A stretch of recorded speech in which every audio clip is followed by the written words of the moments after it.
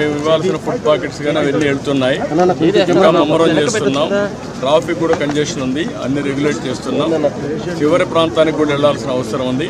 కొంతమంది పేషెంట్ కూడా ఉన్నారు, పిల్లలు ఉన్నారు, కొంతమంది ముసలోళ్ళు ఉన్నారు, వాళ్ళు కూడా తీసుకురావాలి.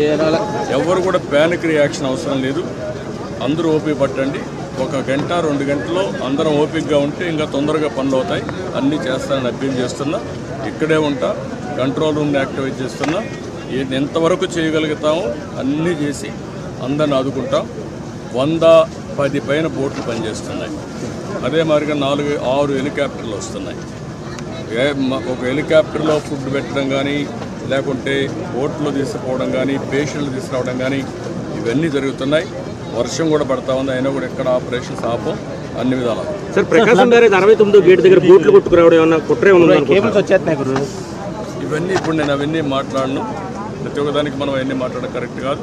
ప్రస్తుతం నా డ్యూటీ ఎట్టి పరిస్థితుల్లో కష్టాల్లో ఉండే ప్రజలను ఆదుకోవడం, వాళ్ళ ప్రాణాలు కాపాడుకోవడం, తక్షణ వాళ్ళకి కొంత సహాయం చేయడం అవసరం. అదే చేస్తాం. మనకు ఓవరాల్గా అక్కడే ఉంది 11,40,000 ఆఫ్ వాటర్ వస్తుంది. ఇది ఎప్పుడు రానంటే